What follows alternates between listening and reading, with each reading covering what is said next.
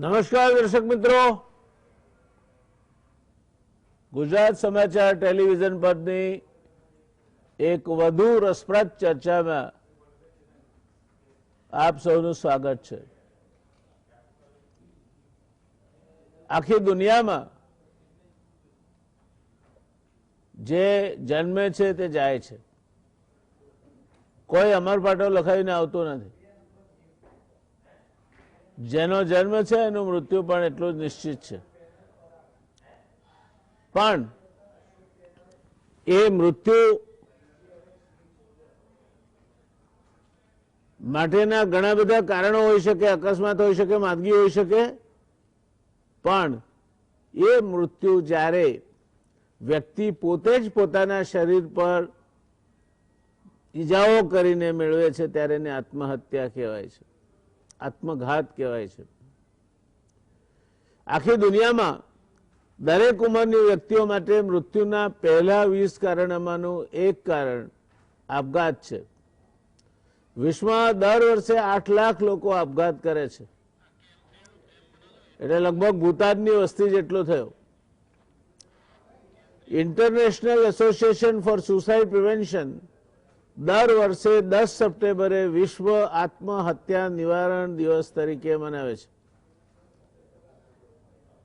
વિશ્વમાં દર વર્ષે આશરે 8 લાખ લોકો આત્મહત્યા કરે છે, એટલે દર 40 સેકન્ડે એક આત્મઘાત થાય છે। આથી ગંભીર બાબતો એ છે કે આના કરતા પણ 25 ગણી વધારે સંખ્યા આપઘાત કરવા માટેનો પ્રયત્ન કરે છે। એનો અર્થ એ થાય કે વિશ્વમાં દર 1.6 સેકન્ડે કોઈને કોઈ જગ્યાએ કોઈને કોઈ વ્યક્તિ આપઘાત કરવાનો પ્રયત્ન કરી રહી છે। વિશ્વ આરોગ્ય સંસ્થાના મત અનુસાર 17% જેટલા આપઘાત ભારતમાં થાય છે, ત્યાં લગભગ સમતોલ છે। આપણી વસ્તી 6થા ભાગની છે દુનિયાની, અને દુનિયાના 6થા ભાગના લગભગ આપઘાત ભારતમાં થાય છે। વિશ્વ આરોગ્ય સંસ્થાના મત અનુસાર 17% જેટલા આપઘાત ભારતમાં થાય છે। રાજ્યમાં રોજ 55 લોકો આત્મઘાત કરે છે। ગુજરાતમાં રોજ 55 લોકો આત્મહત્યા કરે છે। ગુજરાતમાં છેલ્લા 2 વર્ષમાં 4008 આત્મહત્યા અથવા અપમૃત્યુના કેસ નોંધાયા છે। કૌટુંબિક કલહ અને આર્થિક તંગી આ માટેના મોટા કારણો છે। જો કે માનસિક સમસ્યા અથવા રોગના કારણે આત્મહત્યાનું પ્રમાણ પણ સારું એવું ઊંચું છે। તારીખ 17 ડિસેમ્બરથી 68 કેટલાક છાપામાં જે સમાચારો નજરે ચડ્યા તેણે આજની આ ચર્ચા કરવા માટે મને પ્રેરિત કર્યો છે। 17 ડિસેમ્બરથી આજ દિવસ સુધીમાં, એટલે છેલ્લા 2 દિવસથી આપણે કાઢી નાખીએ તો 15 દિવસમાં કુલ 23 વ્યક્તિઓ જે મોડાસા, અમદાવાદ, ખાનપુર, મહીસાગર, જામનગર, સચિન, ધોરાજી, રાજકોટ, સુરત, જામજોધપુર જેવા વિસ્તારોમાંથી આપઘાતના કિસ્સાઓ અખબારોના પાને ચમક્યા। અને આ તો માત્ર અખબારોના પાને ચમકેલા જ આપઘાતના કિસ્સા છે, એટલે સાચે સાચ તો એ સમયગાળા દરમિયાન આપઘાત કેટલા વધારે થયા હશે તેની કલ્પના જ કરતી રહી। જેમાં પત્ની રીસામણે જવાથી માંડીને આર્થિક સંકળામણ, 13 વર્ષના બાળકને ફ્રી ફાયર ગેમ રમવાની ના પાડતા શેર બજાર, ના પાડતા આત્મહત્યા, પતિ પાણીપુરી ખાવા જવાની ના કે એના માટે પણ જીવ અપાઈ જાય, હોમાઈ જાય, શેર બજારમાં નુકસાન, લાંબા સમયના માથાના દુખાવાથી પરેશાન તેમજ ડિપ્રેશન જેવા કારણોસર આત્મહત્યા કરવાનું બન્યું છે। લોકડાઉનને કારણે સતત ઘરમાં એક સાથે રહેવાથી પતિ પત્ની વચ્ચે પણ કજિયા ટંટાનું પ્રમાણ વધ્યું છે, જેણે બળતામાં આગ હોમવાનું કામ કર્યું છે। નોકરી છૂટી જવાને કારણે આર્થિક ભીંસ તેમજ કોરોનાની પરિસ્થિતિમાં તણાવગ્રસ્ત અને ચિંતાગ્રસ્ત રહેવું એ પણ આપઘાત માટેના કારણો ગણી શકાય। નેશનલ મેન્ટલ હેલ્થ સર્વે ના આંકડા મુજબ ભારતમાં દર 10માંથી 1 વ્યક્તિ ડિપ્રેશનનો શિકાર છે। આમાંથી 2012ના વર્ષમાં 15 થી 49 વર્ષના, એટલે જેને વર્કિંગ એજ કહેવાય, 15 થી 49 વર્ષના વયજૂથમાં 2,28,000 લોકોએ આપઘાત કર્યો હતો 15 થી 49 વર્ષના વય જૂથમાં. વિશ્વ આરોગ્ય સંસ્થા અનુસાર દક્ષિણ પૂર્વ એશિયામાં ભારતનો આત્મહત્યા દર સૌથી ઊંચો છે. દક્ષિણ પૂર્વ એશિયાનો દાખલો લઈએ તો આપણે આત્મહત્યા કરવામાં આપણે આગળ છીએ અને આપણા પછી બીજા ક્રમે શ્રીલંકા આવે છે. ગુજરાતમાં છેલ્લા 10 વર્ષમાં આપઘાતના પ્રમાણમાં 32% વધારો થયો છે. 2019માં વિવિધ રાજ્યો અને યુનિયન ટેરિટરી પાસેથી ઉપલબ્ધ આંકડાઓ અનુસાર રોજ કમાઈને રોજ ખાવાવાળા વર્ગમાં આપઘાતનું પ્રમાણ સૌથી વધારે 23.4% હતું. ત્યારબાદ ગૃહિણીઓ 15.4%, સ્વનિર્ભર એટલે કે સેલ્ફ એમ્પ્લોયડ વ્યક્તિઓ 11.6% અને બેકાર 10.1% આપઘાત કરે છે. સેલ્ફ એમ્પ્લોયડ હોવું તે પણ આપઘાત માટે બેકાર કરતાં વધારે જોખમી કામ લાગે છે એવું આ આંકડાઓ પરથી દેખાય છે. પગારદાર વ્યક્તિઓ અથવા પ્રોફેશનલ્સ 9.1%, નિવૃત્ત વ્યક્તિઓમાં આપઘાતનું પ્રમાણ માત્ર 0.9% છે. જ્યારે વિદ્યાર્થીઓમાં તેમજ ખેડૂતોમાં એ સરખું છે, દરેકમાં 7.4% છે. એક વિદ્યાની ખેતી કરે છે અને એક અનાજની ખેતી કરે છે. બંનેમાં ગુજરાતમાં આપઘાતનું પ્રમાણ સરખું છે. આમ આપઘાત એ સાર્વત્રિક ફેલાયેલો રોગ છે. કોઈ અગમ્ય કારણોસર ભણતર લીધું જ ન હોય તેવામાં આપઘાતનું પ્રમાણ માત્ર 12.6% છે. જ્યારે પ્રાથમિક શિક્ષણ, માધ્યમિક શિક્ષણ, મેટ્રિક્યુલેશન અથવા secondary level, higher secondary level, diploma, graduate અને પ્રોફેશનલ આ બધા ભેગા થઈને 77.5% આપઘાતના કેસોમાં ફાળો ધરાવે છે. એટલે ભણેલ ગણેલ વર્ગમાં કહેવાતા સમજદાર વર્ગમાં આપઘાતનું પ્રમાણ વધારે છે. અભણ છે એમાં આપઘાતનું પ્રમાણ ઓછું છે. કદાચ ભણવાવાળો જિંદગીને નથી સમજી શકતો એટલી સારી રીતે અભણ જિંદગીને સમજે છે અને ભણ્યો નથી માટે સ્વીકારે પણ છે. આપઘાત કઈ રીતે કરવામાં આવે છે જોઈએ તો 2019માં પંખા અથવા કડા અથવા અન્ય કોઈ ચીજ સાથે લટકી જઈને 53.6%એ અને ઝેર ખાઈને 25.8% લોકોએ આપઘાત કર્યો છે. એનો અર્થ એ થયો કે લગભગ 80% કરતાં વધારે આપઘાત ઝેર ખાઈને અથવા તો પંખાના કડે લટકી જઈને અથવા તો કડે લટકી જઈને કરવામાં આવે છે. પ્રશ્ન એ થાય છે કે માણસ આપઘાત કેમ કરે છે? એ એટલો બધો કંટાળી કેમ જાય છે કે પોતાની જાતને તોડી ફોડીને આ દુનિયા છોડી દેવા માંગે છે? કોવિડના છેલ્લા 9 મહિનાના ગાળા દરમિયાન વિવિધ કારણોસર આબાલવૃદ્ધ સૌમાં તણાવ વધ્યો છે. ત્યારે આજે પ્રયત્ન કરવો છે આપઘાતી મનોવૃત્તિને નજીકથી સમજવાનો અને આપઘાત તરફથી માણસની વૃત્તિ દૂર વળે એ માટે શક્યતઃ પ્રયત્ન શોધવાનો. ભગવાને આપેલી મામૂલી જિંદગી છે, એને લેવાનો અધિકાર માત્ર ઈશ્વરને જ છે. તેને આપણે જલ્દીમાં અથવા નારાજ થઈને તોડી નાખીએ છીએ, તે ન થાય તે જોવા માટે આજની ચર્ચાનો પ્રયત્ન છે. આપણી સાથે છે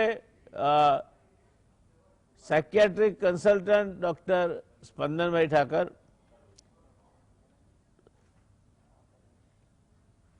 બાકી બે આપણી સાથે મહેમાનો જોડાશે.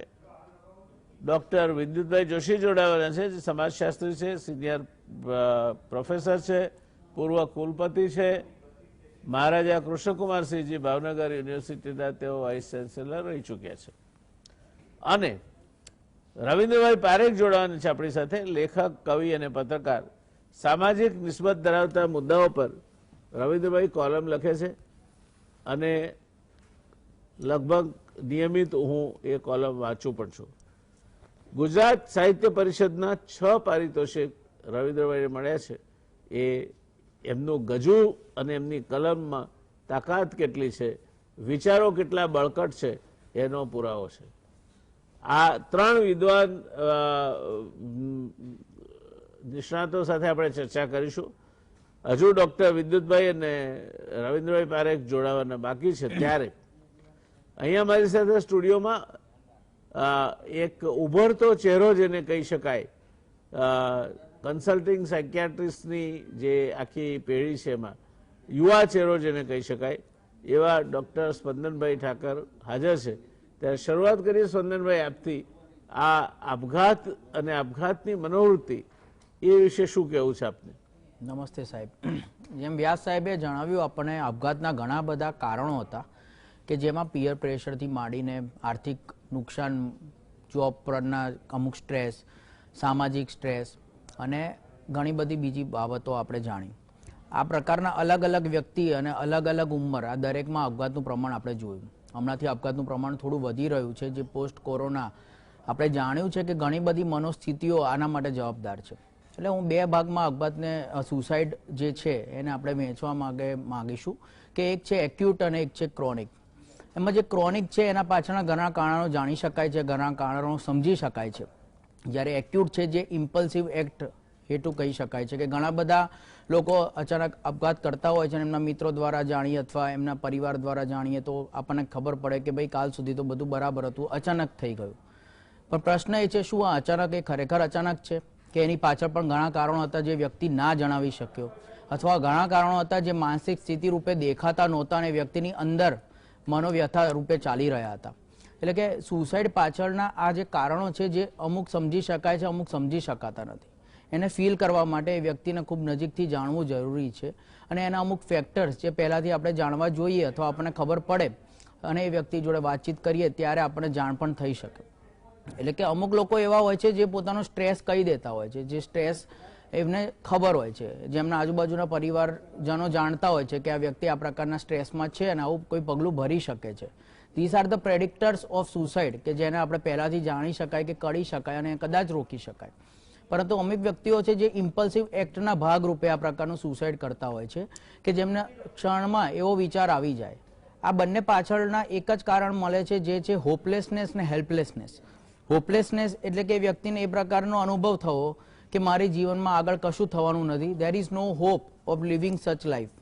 અને હેલ્પલેસનેસ એટલે કે બધા જ કારણો જેને લોજિકલ કહી શકાય, આપણે એમને જણાવી શકાય, પણ એ વ્યક્તિને એ વખતે એવું લાગે કે કોઈ મને મદદ નહીં કરી શકે અને આગળ જતા હું એકલો પડી જઈશ અથવા એકલો છું જ અને આ જીવન જીવવાનો કોઈ અર્થ નથી.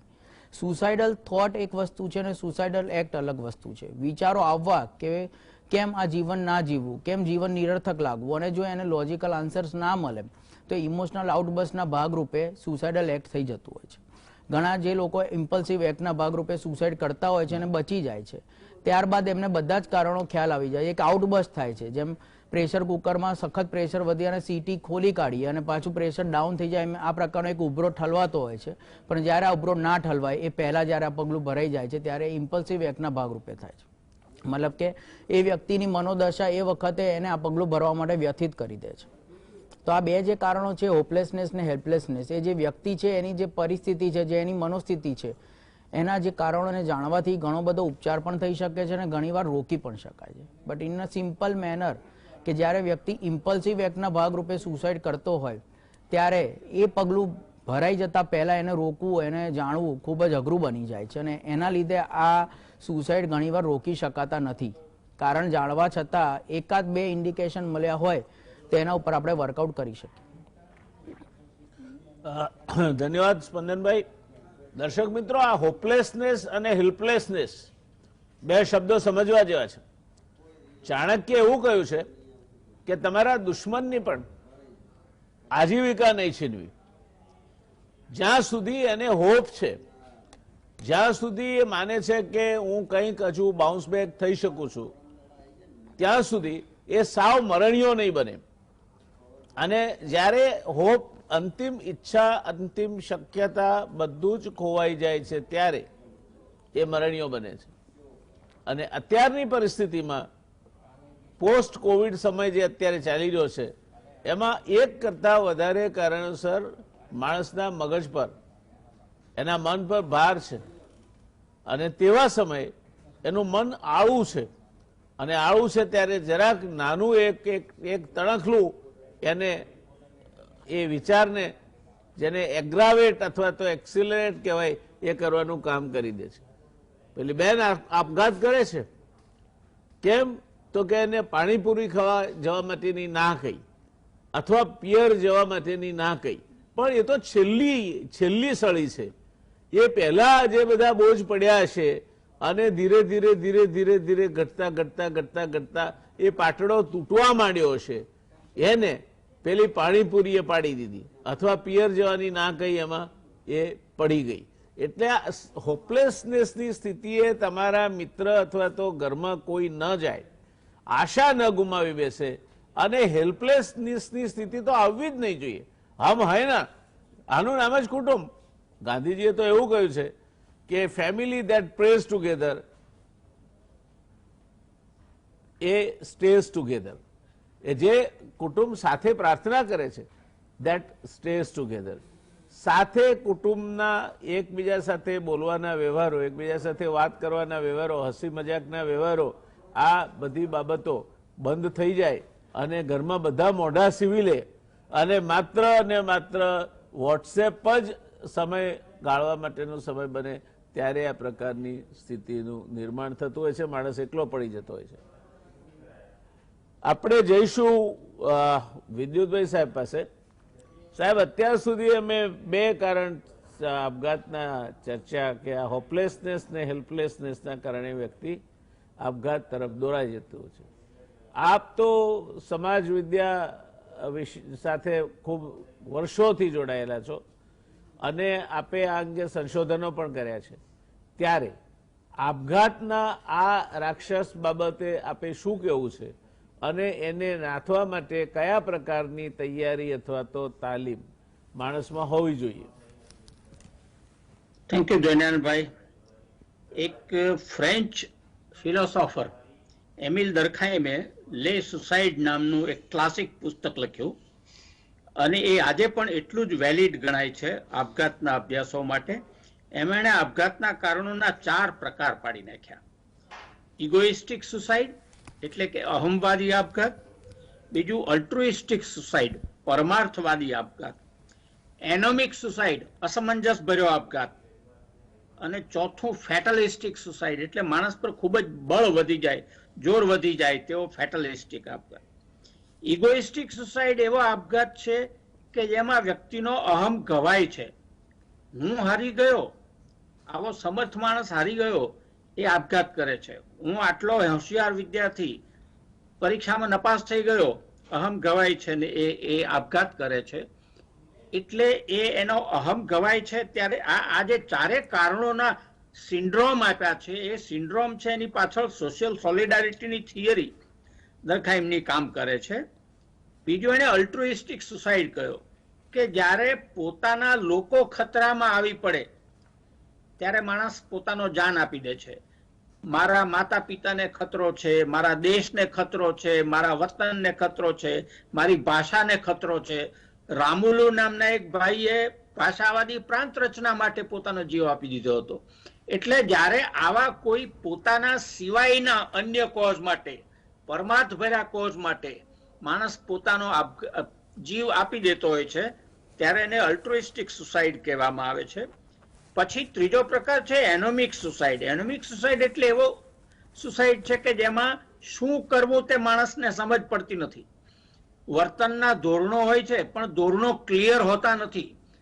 દાખલા તરીકે કોઈ એક વ્યક્તિ, જો કોઈ એક સ્ત્રી બળાત્કારમાં ફસાઈ જાય તો નોર્મલ સેક્સ રિલેશનમાં કેમ બિહેવ કરવું એને ખબર પડે છે, પણ બળાત્કારની પરિસ્થિતિમાં એ સ્ત્રીએ કેમ વર્તન કરવું એને ખબર પડતી નથી. એના નોર્મ્સ એની પાસે અવેલેબલ નથી, એ બિહેવિયરના નોર્મ્સ એની પાસે અવેલેબલ નથી. એવે સમયે એ એમ સમજે છે કે મારું જીવવું નકામું છે એટલે આપઘાત કરે છે. ચોથો જે પ્રકાર છે ફેટલિસ્ટિક સુસાઇડ. સમાજનું તમારા પર ખૂબ જ દબાણ વધી જાય, પરફોર્મન્સનું દબાણ વધી જાય, શિસ્તનું દબાણ વધી જાય, ત્યારે લોકો આપઘાત કરે છે. જે ખેડૂતો પાક નિષ્ફળ જતા આપઘાત કરે છે તે આમાં આવે છે. હિટલરના સમયમાં જર્મનીમાં યહૂદીઓના જે આપઘાતો થયા એ આ પ્રકારના આપઘાતો હતા. એટલે ક્યાં તો સમાજ એકદમ ઢીલો હોય ને શું કરવું તે ખબર ન પડે, ક્યાં તો સમાજનું એકદમ ચુસ્ત બળ તમારા પર હોય અને તમારે શું કરવું તે ખબર ન પડે. એટલે આ જે આપણને ડોક્ટર ઠાકરે જુદા જુદા કારણો કયા, એ કારણોને આ 4 એનાલિટિકલ સિસ્ટમમાં ડિવાઈડ કરીને જોવામાં આવે છે. અને એટલા માટે જોવામાં આવે છે કે દરેક પ્રકારને એની ટ્રીટમેન્ટ અલગ અલગ હોય છે. અલ્ટ્રુઇસ્ટિક સુસાઇડ છે એમાં કંઈ તમારે કાઉન્સેલિંગ કરવાનું હોતું નથી, એ તો શહીદ ન થાય તેવી વ્યવસ્થા કરવાની હોય છે. ઇગોઇસ્ટિક સુસાઇડમાં તમારે એનો ઈગો શમે તેવી વ્યવસ્થા કરવાની હોય છે. ફેટલિસ્ટિક સુસાઇડમાં તમારે વ્યક્તિને કંઈ કરવાનું હોતું નથી, સમાજના બંધનો હળવા કરવાના હોય છે. એટલે આ ચારે પ્રકારના સિન્ડ્રોમમાંથી જુદા જુદા કારણોસર આપઘાત સર્જાય છે. પછી આપે કહ્યું તેમ આપણે એને નામ આપીએ કે પાણીપુરી ખાવાની ના પાડી, પણ એ તો એનું છેલ્લું સ્વરૂપ હતું. એની પહેલા એના પર ઘણા પ્રકારના આવા દબાણો આવ્યા હશે કે તું ઘરની વહુ છો, તારાથી આમ ન થાય, તારાથી આમ ન થાય, તારાથી આમ ન થાય. એક સૌરાષ્ટ્ર આપઘાત તપાસ સમિતિ અહેવાલ હતો, એમાં એવું કહેવામાં આવ્યું કે સંયુક્ત કુટુંબમાં વહુ આપઘાત કરે છે કારણ કે સંયુક્ત કુટુંબનું દબાણ એના પર ભયંકર આવે છે પરફોર્મન્સ માટેનું. એ દબાણ સહન નહીં કરી શકતા એ આપઘાત કરે છે. એટલે આ ચાર પ્રકાર, ચાર એનાલિટિકલ કેટેગરીમાં આપઘાતના કારણોને વિભાજિત કરવામાં આવે છે. જી સર, ધન્યવાદ. દર્શક મિત્રો, આપઘાતના ચાર કારણો આપણને વિદ્યુતભાઈ જોશી સાહેબે સમજાવ્યા, અને એમાં પોતાના જે છે અથવા તો પોતે જેમના માટે લાગણી ધરાવે છે અથવા પોતે જે સિદ્ધાંતને વરીને ચાલે છે એ જોખમમાં છે, એના કારણે પોતે આપઘાત કરી નાખે, ખતરામાં છે એમ કરીને, એ કારણ ઘણી બધી વખત આપણે આપણી આજુબાજુ બનતું જોતા હોઈએ છીએ. ચારે બાજુથી માણસ મૂંઝાઈ જાય, એને સૂઝે જ ના પડે કે શું કરવું મારે, અને એમાંથી એ છેવટે પોતાની જાન લઈ લે. ત્યાર પછી એ જે વ્યક્તિઓ છે એના આજુબાજુના, એને એ બચાવવા માટે અથવા તો એમના માટે થઈને એ કંઈ કરવા માંગતો હોય તો એ પોતાના અહંકારને પ્રેરીને કે હું પરીક્ષામાં પાસ થઈ જ કઈ રીતે શકું, નપાસ થઈ જ કઈ રીતે શકું, મારી આટલા માર્ક આવવા જ જોઈએ અને મને આમાં એડમિશન મળવું જ જોઈએ, એ ના કેમ મળે, મારે આજે કોઈની પાસે પૈસા માગવાનો દિવસ આવ્યો. આ બધી બાબતો માણસના અસ્તિત્વને પડકારે છે, અને એ અસ્તિત્વમાંથી પછી જન્મે છે એક કરુણાંતિકા, જેને આપણે આપઘાત કહીએ છીએ. તો દર્શક મિત્રો, આપઘાતના પ્રકારો, આપઘાત કેમ કરવાનો, એના પાછળના પરિબળો, એ વિશેની બૃહદ ચર્ચા આપણે જોઈ. હવે પછી એ ચર્ચાને આગળ વધારીશું, પણ ત્યાર પહેલાં રોકાવું પડશે એક નાનકડા કમર્શિયલ બ્રેક માટે. રોકાઈએ કમર્શિયલ બ્રેક માટે, અને ત્યારબાદ આગળની ચર્ચા ચાલુ રાખીશું. નમસ્કાર દર્શક મિત્રો, બ્રેક બાદ પુનઃ આપનું આ ચર્ચામાં સ્વાગત છે. અત્યાર સુધી આપણે ડૉક્ટર સ્પંદનભાઈ ઠાકરને સાંભળ્યા, ડૉક્ટર વિદ્યુતભાઈ જોશી સાહેબને સાંભળ્યા. હવે આપણે એક એવી શખ્સિયત અથવા એવા વ્યક્તિત્વ પાસે જવાના છીએ કે જે પોતે કોઈ સ્પેશિયાલિસ્ટ સોશિયોલોજીસ્ટ અથવા સાયકોલોજીસ્ટ નથી, પણ એક સંવેદનશીલ વ્યક્તિ તરીકે એ પોતે સાહિત્ય સર્જન કરે છે. અને સાહિત્યનું સર્જન પછી ગદ્યનું કરો કે પદ્યનું, સંવેદના ના હોય તો શક્ય નથી. અને તેમાં પણ બે વસ્તુ મને ગમી છે. એક તો એ સામાજિક નિસ્બત ધરાવતા, નિસ્બત એટલે જેને લાગે વળગે છે, અને એ દમકાર સાથે જોડાયેલા મુદ્દાઓ સાથે ચર્ચા કરે છે. અને આ બધું કરતા કરતા એમને ગુજરાત સાહિત્ય પરિષદે 6 પારિતોષક આપ્યા છે. એટલે એમની સંવેદનશીલતા કેટલી જીવંત છે અને કલમ કેટલી બળુકી છે એનો ખ્યાલ આ પરથી આવી જાય. એ આપણા પેનલિસ્ટ છે રવિન્દ્રભાઈ પારેખ, લેખક, કવિ, પત્રકાર. રવિન્દ્રભાઈ, આપે ચર્ચા અત્યાર સુધી સાંભળી છે. આપ એક ત્રાહિત વ્યક્તિ તરીકે, કારણ કે નિષ્ણાત તરીકે નહીં પણ સમાજ પ્રત્યે નિસ્બત ધરાવતા એક સંવેદનશીલ પત્રકાર તરીકે, જે પોતાની આજુબાજુ બનતી ઘટનાઓને બહુ જ સંવેદનશીલતાથી, ચોકસાઈથી જોતો હોય છે, અને પછી તેમાંથી જ સાહિત્ય સર્જન થતું હોય છે. આપને શું કહેવું છે આ સમસ્યા અંગે? શું આપ એવું માનો છો કે બાળકને મોટું થતા જો આપઘાત તરફ દોરવા માટેના ઘણા બધા કારણોમાં એક મહત્વનું કારણ હોય તો એનો ઉછેર અને મા બાપ તરફથી એના માથે લદાયેલી મહત્વાકાંક્ષાઓ છે. નમસ્કાર. આજે લોકડાઉન પછી અને દિવાળી પછી નવા વર્ષે આપણે મળીએ છીએ અને બધાને શુભેચ્છાઓ પાઠવું છું.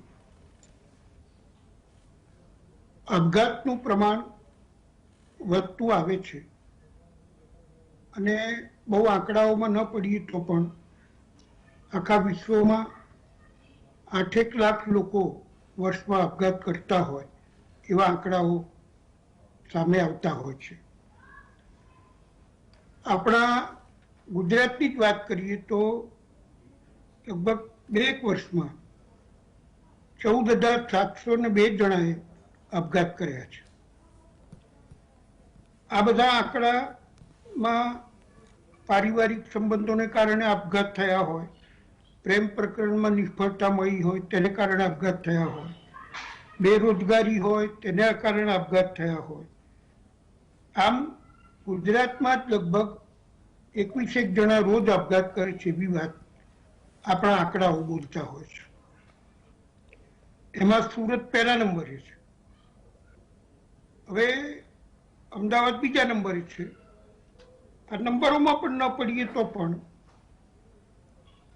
મૂળ મુદ્દો છે તે એ છે કે આપઘાત કરવાનું કારણ શું છે, શાને માટે આપઘાત કરવા કોઈ પ્રેરાય છે, કોઈ પોતાની જિંદગી આપી દેવા માટે તૈયાર કેમ થાય છે. દાખલા તરીકે સ્ત્રીની વાત કરીએ તો સ્ત્રી આત્મહત્યા કરે છે તો એના કારણો જોઈએ તપાસીએ તો એમાં દહેજની માંગણી હોય, બળાત્કાર થયો હોય, શોષણ બીજી રીતના થતા જ હોય, બીમારીને કારણે આપઘાત થયા હોય. તો આ આપઘાતના કારણોમાં સ્ત્રી કેમ પડે છે? એને મરવાનું શોખ છે? એને મરવાનું ગમે છે? નથી ગમતું. કોઈને પણ મરવાનું ગમતું નથી. આ મરવાનું જે કારણ દેખાય છે તે છે કે કુટુંબ, સમાજ એ એવી એક ભૂમિકા સ્ત્રીને માટે ઊભી કરે છે જે એને આપઘાત તરફ દોરે, આપઘાત કરવા પ્રેરે અને આ દબાણને વશ થઈને એ આપઘાત કરવાની કોશિશ કરે, નિષ્ફળ જાય, સફળ પણ થાય. આ ગુનાની ખૂબી એ છે કે એમાં તમે નિષ્ફળ જાઓ તો ગુનો બને છે. બીજા વર્ગની વાત કરીએ કે બાળકો આપણે એવી એક ટેવ ઊભી કરી છે, એવી એક પરિસ્થિતિ ઊભી કરી છે કે ગમે તે થાય પહેલે નંબરે તો હોવું જ જોઈએ, 90%, 99% આવવા જ જોઈએ. આ જે કેટલાક આગ્રહો ઊભા થયા છે એને કારણે જેને એટલા ટકા આવતા નથી અથવા જેના ટકા આવે એમ નથી એ વિદ્યાર્થીઓ એ નિરાશ થાય છે, હતાશ થાય છે અને પોતાની બીજા હોશિયાર વિદ્યાર્થીઓ સાથેની સરખામણી એને આ અણધાર્યું પગલું ભરવાને માટે દોડાવે છે.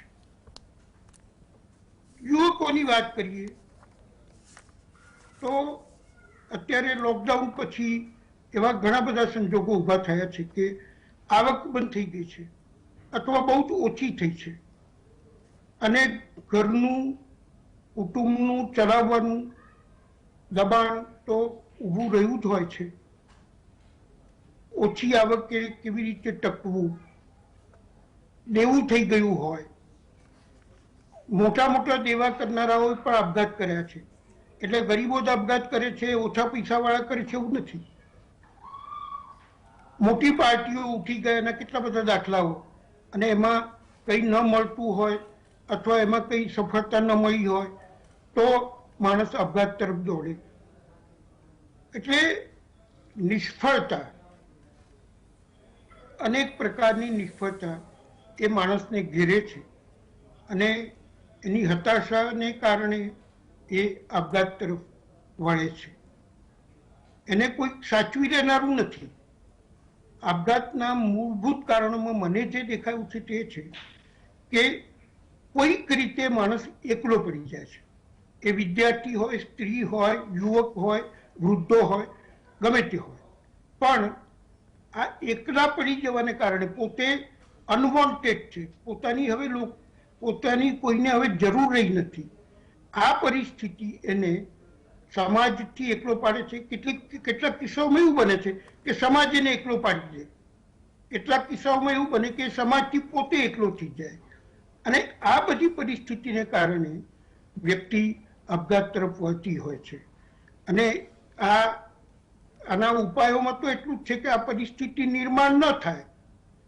વિદ્યાર્થીની નાપાસ થવાનો પણ અધિકાર મળે તો એ આપઘાતનો વિચાર ન કરે. સ્ત્રીને દહેજથી કે શોષિત રાખીને જ આપણે જીવાડવાની હોય તો એ આપઘાત જ કરશે, બીજું શું કરશે. યુવકને કોઈ પણ રીતે સફળતા જ ન મળતી હોય, બધી જ યોગ્યતાઓ હોવા છતાં એને નોકરી ન મળતી હોય, ધંધો ન થતો હોય તો એ શું કરશે. એટલે આપણે હવામાન એવું ઊભું કર્યું છે કે નિષ્ફળ વ્યક્તિ તરફ આપણે એક સુગથી, એક અસ્પૃશ્યતાથી જોતા ટેવાયા છે અને એનું પરિણામ એ આપઘાત તરફ લઈ જાય છે. આ સ્થિતિ જો નિવારી શકાય તો આપઘાતનું પ્રમાણ ઘટે. એટલે મને એમ લાગે છે કે એક સ્વસ્થ, તંદુરસ્ત વાતાવરણ સમાજમાં ઊભું થાય, એ સ્થિતિ જો આવે તો આપઘાત ઘટી જ શકે, મારું એમ માનવું છે. ધન્યવાદ રવિન્દ્ર, ખૂબ અગત્યની વાત કહી આપે, બહુ સરળ ભાષામાં, પણ મને લાગે છે કે બહુ કાબિલે તારીફ વાત કહી આપે. દર્શક મિત્રો, એક વાત આપણે સમજી લઈએ કે આપણે આપણી મહત્વાકાંક્ષાઓ બાળક ઉપર ક્યારેક નાખીએ છીએ અને ક્યારેક કુટુંબના બીજા સભ્યો ઉપર પણ નાખીએ છીએ કે આપણે આ દિવાળીએ તો ગાડી નવી લેવી જ છે, પત્ની હોવા છે, અથવા તો આપણે આ વખતે તો ગોવા ફરવા જવું જ છે, ભાઈએ નક્કી કર્યું છે. આ પ્રકારની મહત્વાકાંક્ષાઓ જે આપણા માટે ક્યાંક આપણે ન પહોંચી શકીએ એવા માપદંડો નક્કી કરે છે. આ એક વાત. બીજું કે આપણે બાળકને કઈ એના ઉપર જવાબદારી નથી નાખતા, પણ ક્યારેક જાણે અજાણે એને આપણે સ્પર્ધાના મેદાનમાં મૂકી દઈએ છીએ. અમારો રવિ તો બહુ વાંચે છે, એને તો આ વખતે આઈઆઈએમમાં જવું છે, એનો સ્કોર 95-97% ઉપર આવે તો જ એ ક્યાંક વેતની જગ્યાએ જઈ શકે. એટલે કેટ પાછળ પડ્યો છે અત્યારે. તો હવે એ કેટ કોઈનો રેટ લઈને જતી રહે તો આપણો છોકરો નિરાશ થઈ જાય. આ વાત આપણે સમજતા. તારા બાળકના એને જે બનવું છે આગળથી શું કરવા તમે નક્કી કરીને એનાઉન્સ શું કરવા કરો છો?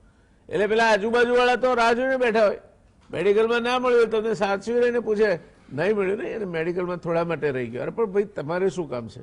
પણ આ આખી હ્યુમન ટેન્ડન્સી છે અને આ માટેની જવાબદારી, આ માટેનો રસ્તો આપણે ઊભો કરી આપીએ છીએ.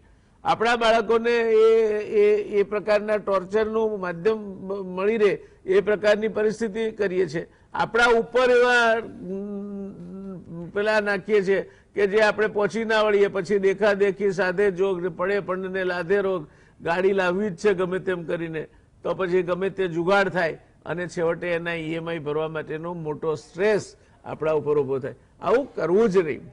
આપણે તો આપણી રીતે રહેવું, આપણે તો આપણી રીતે રહેવું, ખડા થયા તો ખડક, નહીં તો નદી જેમ નિરાતે વહેવું. આ વાત જ્યાં સુધી આપણા મગજમાં ના બેસે કે આપણે આનંદથી જીવીએ એ અગત્યનું છે. કોઈ આપણા છોકરાને કયો કેટલી માર્ક આપે છે, આપણે કેવા સમાજમાં આપણા કેટલા માર્ક મુકાય છે, અરે શેના માટે આ બધું કરવાનું? આપણે મસ્તીથી જીવો, આપણે કોઈને નડતા નથી, એ અગત્યની વાત છે. કોઈ પણ પ્રકારની સમાજ વિરુદ્ધની પ્રવૃત્તિ નથી કરતા, એ પણ અગત્યની વાત છે. પણ પછી તો શાંતિથી આપણે જીવવું જોઈએ. જે આપણને મોકો મળે તે પ્રમાણે ખુશી આનંદમાં જીવવું જોઈએ. તો આ પ્રકારના જે સ્ટ્રેસ છે, માણસ એકલો પડી જાય, ગજા ઉપરના એના દેવા થઈ ગયા હોય, બાળકને મેડિકલમાં મોકલવું જ છે પણ એ થોડા માર્ક માટે રહી જાય. મેં તો દર્શક મિત્રો તમને ટેલિવિઝન પર કહું છું, એક તરણ સ્પર્ધામાં શહેરની એક પ્રતિષ્ઠિત ક્લબમાં એક બાળક બીજા નંબરે આવ્યું થોડાક માટે, he was aspirant for first, તો હજુ તો એ બાળક બહાર નીકળીને એને પેલો ટોવેલ ઓઢાડવાની વાત તો એની માં પછી કરે છે. પહેલા જેવો બહાર નીકળ્યો એવી બે અડબોટ ઠોકી દીધી. શું જવાબ આપીશું તારા પપ્પાને? અરે છોકરો કઈ પપ્પાને જવાબ આપવા માટે તરવા જાય છે તો રહેવા દો, બંધ કરો. શેના માટે તરવા મોકલો છો તમે? પપ્પાને તરતા આવડતું નથી, પપ્પા ઘેર બેઠા બેઠા એબસન્ટી મેનેજમેન્ટ કરી અને આ છોકરાના ઉપર પીઠ પર સવાર એમની એમ્બિશન કરી દે છે. આ જરાય યોગ્ય નથી. તમે શેના માટે બાળકોને તમે કચડી નાખો છો? બાળક તમારું ટેબલ ટેનિસ રમે છે, ટેનિસ રમે છે, સ્વિમિંગ કરવા જાય છે, ચિત્રકામ કરે, એના આનંદ માટે કરે છે, એના ડેવલપમેન્ટ માટે કરે છે. એ કઈ કોઈ બીજા નંબરે આવે તો બાપાને જવાબ આપવો પડે એ માટે નથી કરતો. એટલે મહેરબાની કરીને આવું નહીં કરતા. તમારા છોકરાઓને તમે મગજ વાપરી અને એમની સાથેના વર્તાવ નક્કી કરજો. એ તમારા બધા જ વર્તાવોને સહન કરવા માટે નથી જન્મ્યા. અને એ રીતે કુટુંબના બીજા સભ્યો પણ. વિદ્યુતભાઈ સાહેબ, આપે અત્યાર સુધી ચર્ચા સાંભળી, એના પરથી આપ જો આપે સલાહ આપવાની હોય કે માણસે બને ત્યાં સુધી હળવા રહીને જીવવું, તો શું સલાહ આપશો આપ? આપઘાતના પ્રિવેન્શન પર પણ બહુ જ કામ થયું છે. પહેલી વાત તો એ કે તમારે સમજવું પડે કે આપઘાતની ટેન્ડન્સી કોણ ધરાવે છે. જ્યારે માણસ જુદી વાત કરતો થાય અથવા તો સુસાઇડની વાત કરતો થાય, એવા ગજેટ ખરીદવા માંડે કે જે દાખલે કે ગન ખરીદે કે જે ખરીદતો ન હોય, એનો મૂડ એકાએક સ્વિંગ થતો જાય, મૃત્યુના વિચારો વ્યક્ત કરતો થાય, આલ્કોહોલનો ઉપયોગ વધી જાય, અથવા તો બીજાને આવજો આવજો હવે ફરી મળાય કે ન મળાય એવું બધું બોલવા માંડે, એની પર્સનાલિટી એકાએક બદલાઈ જાય. આવા ચેન્જીસ આવે ત્યારે તમારે સમજવું પડે કે આ વ્યક્તિમાં સુસાઇડલ ટેન્ડન્સી ડેવલપ થઈ છે અને એ વ્યક્તિના બિહેવિયરલ ચેન્જ પર કામ કરવાનું શરૂ કરવા માટે કોઈ ઇન્સ્ટિટ્યુશનલ મિકેનિઝમ જોઈએ. મારા એક મિત્રના પુત્રે વર્ષો પહેલા મને એવી વાત કરેલી કે વિદ્યુત કાકા, જિંદગીમાં કઈ મજા નથી રહી હવે. એટલે મેં વાત કરી હતી કે આ છોકરો આવી વાત કેમ કરે છે, હજુ તો ઉગીને ઉભો થાય છે, યુવાન છે, આવી વાત કેમ કરે છે, જરા જાળવવું પડે. તો પ્રિવેન્શન પર કામ શું કરવાનું? આવી વ્યક્તિઓને તમારે અલગ માર્ક કરવી પડે. પહેલી તો કે કોનામાં સુસાઇડલ ટેન્ડન્સી દેખાય છે તમને, ન પણ કરે પણ કરે પણ ખરો, એટલે આવી વ્યક્તિને તમારે દર્દી તરીકે માર્ક કરવા પડે ને એમના પર કામ કરવું પડે. અને એવા લોકોને પહેલું તો ટ્રીટમેન્ટ આપવી પડે. એની મનોમંદ માટેની દવાઓ આવે છે, એ દવાઓ આપવી પડે. અથવા તો હેલ્પલાઇન હોય છે. હેલ્પલાઇન આપણી ત્યાં તો ઘણી બધી પ્રકારની આપઘાત નિવારણ માટેની હેલ્પલાઇનો ચાલે છે. એવી હેલ્પલાઇનની એને મદદ લેવામાં આવે, જ્યાં એને કાઉન્સેલિંગ આપવામાં આવે, અથવા તો ત્યાં માણસ પહોંચી જાય અને આપઘાત કરે તે પહેલા. આજે જ સમાચાર છે કે પંખા પર બેન લટકી જશે, એની દીકરીએ ફોન કર્યો, પોલીસ આવી ગઈ, લટકે તે પહેલા એને ઉતારી લીધી. આવું કોલ ફોર હેલ્પ પણ હોય છે. પર્સનલ કાઉન્સેલિંગ જે સ્પંદનભાઈએ વાત કરી, તે વ્યક્તિને કાઉન્સેલિંગ કરો, એનો હિસ્ટ્રી જાણો, ક્યાં એ ફસાયો છે તે જરા શોધો, ક્યાં એને વિટંબણા ઊભી થઈ છે તે શોધો, અને એનો ઉકેલ એ પોતે જ લાવી શકે એવો એને સક્ષમ બનાવો. પહેલા કાઉન્સેલિંગમાં સીધી મદદ થતી હતી, હવે કાઉન્સેલિંગમાં માત્ર એનાલિસિસ કરીને આપવામાં આવે છે, પોતે શોધો. એવી જ રીતે રિલેશનશિપ કાઉન્સેલિંગ. મોટા ભાગના આપઘાતો સંબંધોને આધારિત, પ્રેમમાં નિષ્ફળતા, નોકરીમાં નિષ્ફળતા, સંબંધોમાં નિષ્ફળતાને કારણે થાય છે. તો એ સંબંધોનું પુનઃ જોડાણ કરી આપો, એને રિલેશનશિપ કાઉન્સેલિંગ કહેવામાં આવે છે. અને નવો વિષય ઉભો થયો છે. પછી કોપિંગ માટેનું પ્લાનિંગ કરવું પડે. વ્યક્તિ આપઘાત ન કરવા માટે માંડે તમારે અમુક વ્યવસ્થા કરવી પડે. દાખલા તરીકે અમદાવાદમાં દરેક બ્રિજ પર આપણે હવે નેટ બાંધી છે, એટલે બ્રિજ કૂદીને છોકરાઓ આપઘાત ન કરે. એના કારણે નદીમાં કૂદીને થતા આપઘાતનું પ્રમાણ ઘટ્યું છે. આવા કોપિંગ મિકેનિઝમ ઉભા કરવા પડે અને સપોર્ટ નેટવર્ક ઊભું કરવું પડે.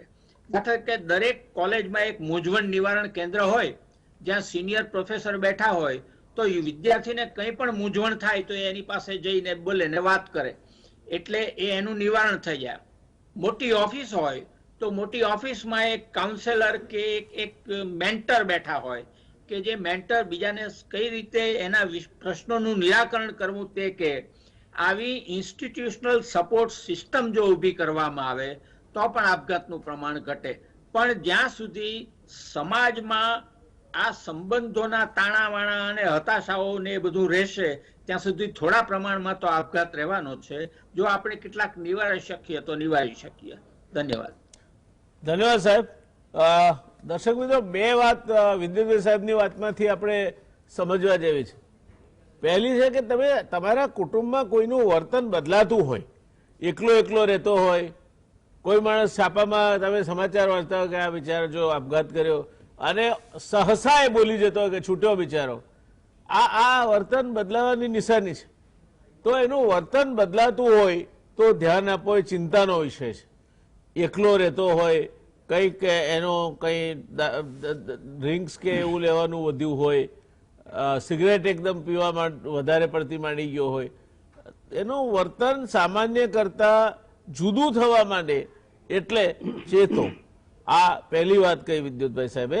અને બીજું કે આ પ્રકારનું વર્તન બદલાય ત્યારે એને કાઉન્સેલિંગ બહારથી તો મળશે જ, પણ તમારું કામ એને હૂંફ આપવાનું છે. એને વધારે સાથે રાખો, એને એ પોતાનો એમાં સમય રોકાય તે પ્રકારની પ્રવૃત્તિઓમાં રોકો. સમૂહ જીવન તરીકે તમારા કુટુંબના એને તમે જકડી રાખો.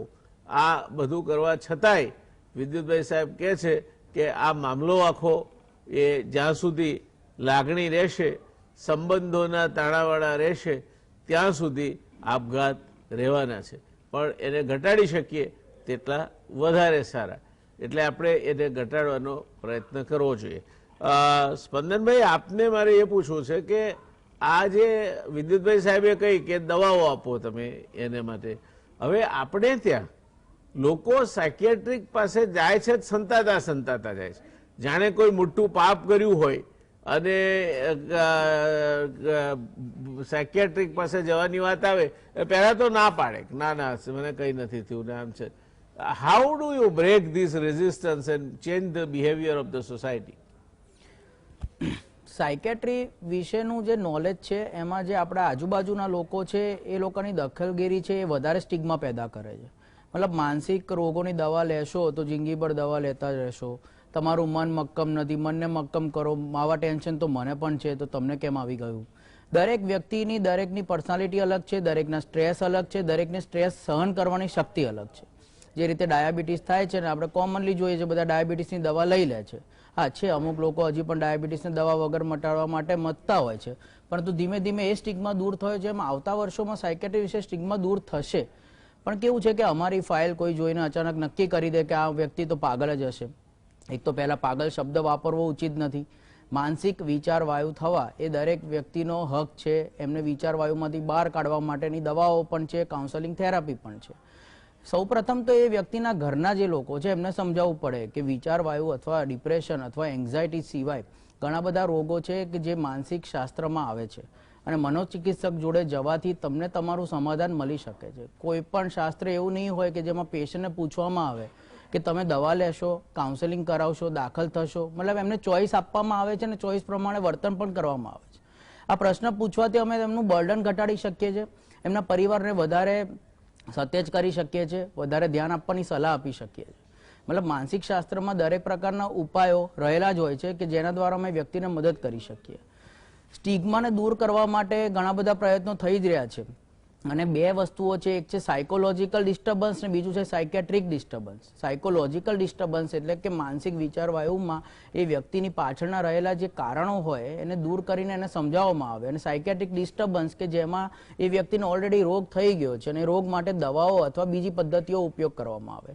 જે સ્ટિગ્મા જે લોકોને વધારે છે એ લોકોને છે જે સાયકોલોજીકલ ડિસ્ટર્બન્સ. મતલબ પતિ પત્ની ઘરમાં ઝઘડો કરે અને બંને જણા એનું સમાધાન ના કરે અને એમાં જો કોઈ વાત કરે કે સાયકેટ્રિસ્ટ જોડે લઈ જઈએ તો એક જણું અકળાઈ જાય કે શું મારે થોડી જરૂર છે, તારે જરૂર છે. This is not like that. બંને જણાને વાતચીત કરીને એક ઉકેલ આપવા માટે જેમાં આવતી શરૂઆતમાં તો એ તબક્કામાં એ વસ્તુનો ઉકેલ કરી દેવામાં આવે તો જે ભવિષ્યમાં થવાનું છે એને રોકી શકીએ. વિદ્યુતભાઈ સાહેબે વાત કરી એ રીતે ઘણા બધા કારણો એવા હોય છે કે જે દેખાઈ આવતા હોય છે પણ એના પર ધ્યાન નથી આપવામાં આવતું. રહેલા ઘરમાં રહેલા ફેમિલી મેમ્બર્સ ને સ્કૂલમાં રહેલા ટીચર્સ આ પ્રકારનું વર્તન નોંધપાત્ર રીતે જોઈ શકે છે અને એને સુધારી શકે છે જો એના પર ધ્યાન આપવામાં આવે. જે રીતે કોઈ પણ વ્યક્તિ પેસિવ એગ્રેશન કે ડિસ્ટ્રેસમેન્ટનો યુઝ કરતો થાય તો છેવટે તે કોઈ પણ પ્રકારના તાણમાં છે એવું જાણી શકાય. બહારનો ગુસ્સો ઘરમાં આવીને વાઇફ ઉપર કે બાળક ઉપર નીકાળતા હોય અને એ વ્યક્તિનું વર્તન એવું ના હોય તો જાણી શકાય છે કે આ વ્યક્તિ ક્યાંક ને ક્યાંક બીજા સ્ટ્રેસના લીધે ડિપ્રેશનમાં કે એન્ઝાઇટીમાં છે પણ એ પોતે કોપઅપ નથી કરી શકતો, એને સુધારી શકતો નથી, એટલે આ પ્રકારનું વર્તન બદલાયું છે. જે વ્યક્તિ નોર્મલ વ્યસન કરતો જ ન હોય વ્યસન કરતો થઈ જાય અને જે કરતો હોય એમાં વધારો થઈ જાય તો પણ જાણી શકાય છે. કોઈ વ્યક્તિને ઊંઘ આવવાનું ઘટી જાય તો પણ જાણી શકાય છે. કોઈ વ્યક્તિને ખોરાક ઘટી જાય કે વજન ઘટી જાય તો પણ જાણી શકાય. એ મતલબ કે સીધા કારણો કોઈ અમારી જોડે આવીને કહેતું નથી કે અમને ડિપ્રેશન છે, અમને ટ્રીટ કરો. અમને ખાલી લક્ષણો જણાવે છે ને એના પરથી અમે નક્કી કરીએ છીએ કે કયા પ્રકારના રોગની અંદર જઈ રહ્યા છે. તો આ બધી નાની નાની બાબતો છે જે સાયકોલોજીની અંદર આવે છે, જે વ્યક્તિને નજીકથી જાણતા હોય એમની હિસ્ટ્રી પરથી જાણી શકાય છે.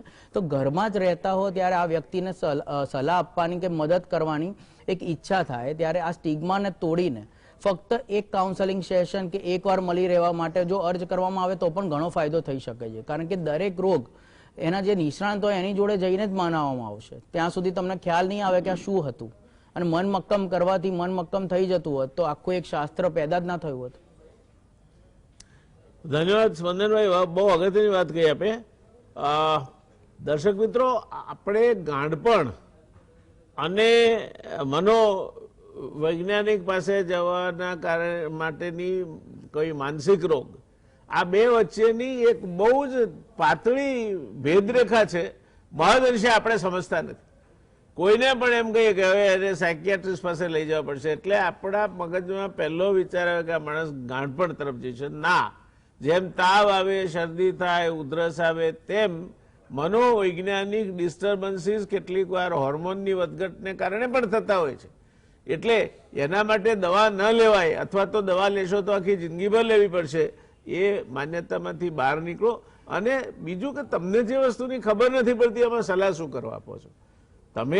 તમે મનોવૈજ્ઞાનિક નથી, તમે એ વિષયના નિષ્ણાત નથી, તો ચલો નીમ હકીમ ખતરે મેં જાત, તમે શું કરવા સલાહ આપો છો? તમે બહુ બુદ્ધિશાળી છો ને બહુ સ્ટ્રોંગ વિલ છો એટલે તમને મટી ગયું, પણ પેલો નથી માણસ તો એને દવા લેવા દો ને, તકલીફ શું પડે છે? એટલે આ બાબતોમાં આપણે સમજવું પડશે અને સમાજમાં પણ સમજ શક્તિ ઊભી કરવી પડશે. આ એક એવી અગોચર જગ્યાની આખી વાત છે કે જ્યાં કોઈ જઈ શકતું નથી અને ભગવાને એને એવી વિચિત્ર રચના પણ આપી છે કે જ્યાં તમે સાયકિયાટ્રી પાસે જાઓ તો એ તમને કલાક તો પ્રશ્નો પૂછીને એ અગોચર મનમાં ડૂબકી મારવાનો પ્રયત્ન કરે.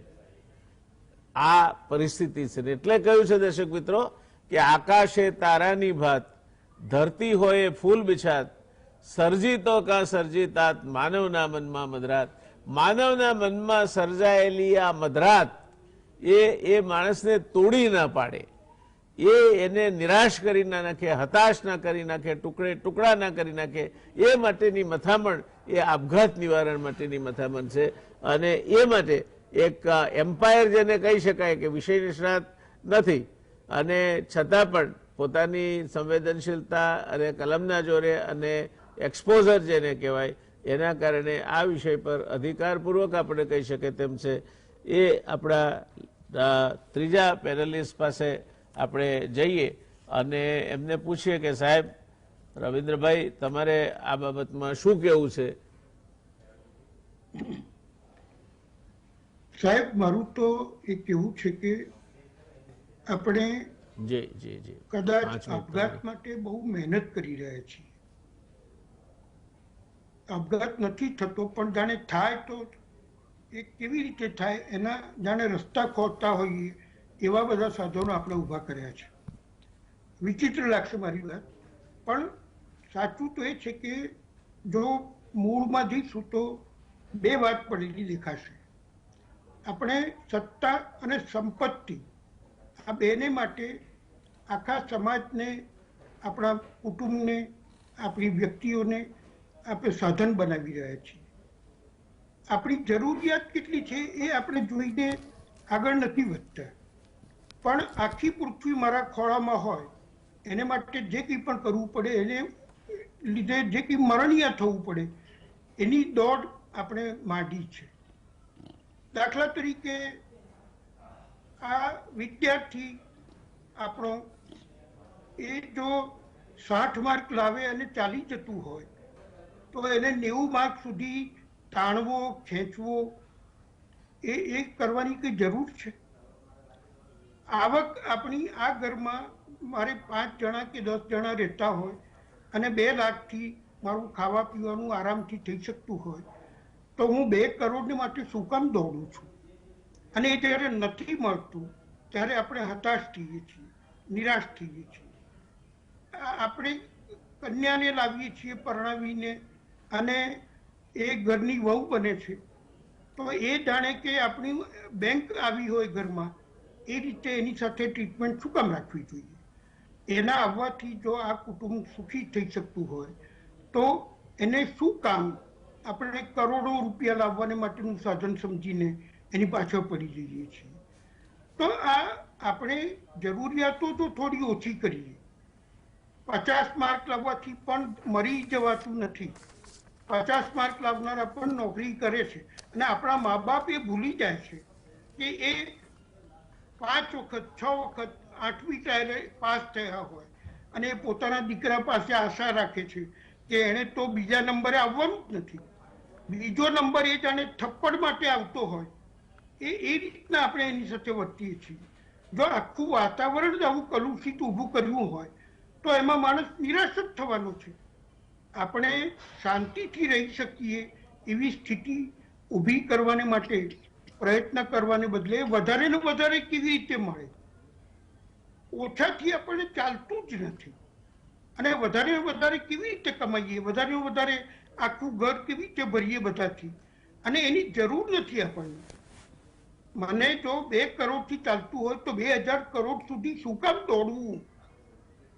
આને વિકાસ કહેવાય છે? અને જો આ વિકાસ હોય તો હું તો આ વિકાસથી દૂર રહેવાનું પસંદ કરું. મને લાગે છે કે આપણને સંતોષ એ હવે કદાચ જિંદગીમાં રહ્યો નથી અને આ બધી જ મોકાણ અસંતોષથી શરૂ થઈ છે. તમે જોજો કોઈ પણ ખૂણેથી આ અસંતોષ ક્યાંક ને ક્યાંક કામ કરે છે અને એ જ આપઘાતના બીજ રોપે છે ને આપણે એને પછી એના રસ્તાઓ શોધીએ છીએ કેવી રીતે અટકે, શું થાય. આ મને કંઈ બહુ ઠીક લાગતું નથી. આપણી જરૂરિયાતો ઘટે અને સંતોષ વધે તો મને લાગે છે કે આ જિંદગી કંઈ બહુ ખરાબ નથી. Thank you. ધન્યવાદ રવિન્દ્ર. ખૂબ અગત્યની આપણે વાત કરી કે માલી કિતના દીજો, હું ખાઈ શકું ને સાધુ બાવો કોઈ આવે તો ખવડાવી શકું. આથી વધારે તમે જે મથામણ કરવામાં પડો છો એમાં અહીંથી ઉપર તો કશું લઈ જવાતું નથી. પણ તમે તમારા માટે જે જિંદગી આરામપ્રદ અને મસ્ત મજાની બની હોત, જેમાં તમે ક્યાંક નિરાતે બેસીને પત્ની સાથે સિનેમા જોઈ શક્યા હોત, ક્યાંક ભજીયાની લારીએ ઊભા રહીને નાસ્તો કરી શક્યા હોત, એ શાંતિ પેલા હાય હાય કરવામાં ગુમાવી મૂકો છો. દર્શક મિત્રો, અંતમાં મારે એક જ વસ્તુ કહેવી છે કે જીવનમાં કોઈ પણ ખાનામાં તમે જ્યારે વિશિષ્ટ પ્રાપ્તિ કરવા માટે નીકળો છો ત્યારે એ બીજા કોઈ ખાનામાં તમે શું ગુમાવો છો એના ઉપર આધારિત હોય છે. So a progress in one compartment of life is always at the cost of some sacrifice in some other compartment of life. તમારે મોટા ઉદ્યોગપતિ બનવું છે, બનો, પછી બાળકો સાથે સમય નહીં ગાળી શકાય. મોટા તમારે અધિકારી બનવું છે, બનો, તમે ઘર માટે સમય નહીં આપી શકો. જીવનના સારામાં સારા વર્ષો તમે દોડતા હશો, ખાવા પીવાનું ઠેકાણું નહીં હોય અને 45મા વર્ષે તમને બ્લડ પ્રેશર ને ડાયાબિટીસ હશે. આ આપણને બહાર જે દેખાય છે ને એ બહારના ચહેરાથી પ્રભાવિત ન થાવ. ખરું સુખ જે છે તે જીવનની ગુણવત્તા, quality of life, A quality of life ક્યાંક ખોવાઈ છે એને શોધવાનો પ્રયત્ન કરો.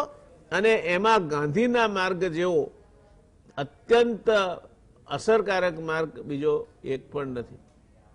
સત્ય, અહિંસા, ચોરી ના કરવી, વણ જોઈતું ન સંગરવું, બ્રહ્મચર્યને જાતે મહેનત કોઈ અડે ના અબડાવવું, અભય સ્વદેશી સ્વાર્થ ત્યાગને સર્વ ધર્મ સરખા ગણવા, એ 11 મહાવ્રત સમજી નમ્ર પડે દ્રઢ આચરવા. જરૂરિયાત કરતા વધારે સંગ્રહીને જો અહીંથી ઉપર નહીં લઈ જઈ શકાતું હોય તો શેના માટે? બસ આ આખા પ્રશ્નનો જવાબ અહીં છે.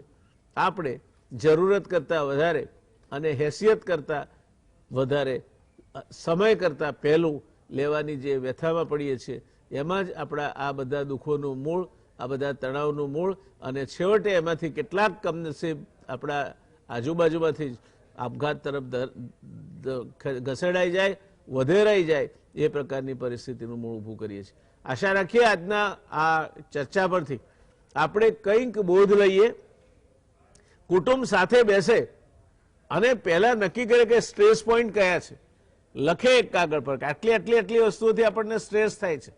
સવારમાં દીકરાને વહેલા મૂકીને ઉઠાડીને નિશાળે મૂકવા જવું પડે છે, સ્ટ્રેસ થાય છે. નજીકની નિશાળ શોધો, અંગ્રેજીમાં એ કાચો છે, ગુજરાતી માધ્યમમાં મોકલો.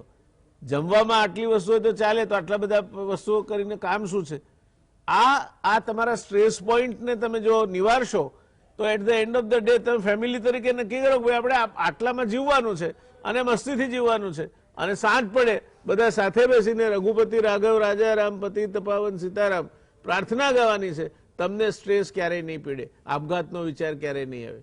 આશા રાખીએ દોસ્તો આ ત્રણેય વિદ્વાન પેનલિસ્ટ છે, ભાઈ સ્પંદનભાઈએ, અમારા પરમ આદરણીય ડૉક્ટર વિદ્યુતભાઈએ, અને એવા જ વિદ્વજન એવા રવિન્દ્રભાઈએ જે વાત કહી છે એને આપણે છેડે બાંધીશું. મળીશું ફરી કોઈ વાર બીજી કોઈ ચર્ચા માટે, જીવનને કેમ હળવાશથી લેવું તેના સંદર્ભમાં. આજે અટકીએ છીએ અહીંયા. મળીશું આવતીકાલે નવા વિષય સાથે, નવી પેનલ સાથે. ત્યાં સુધી શુભરાત્રિ, શબ્બા ખેર.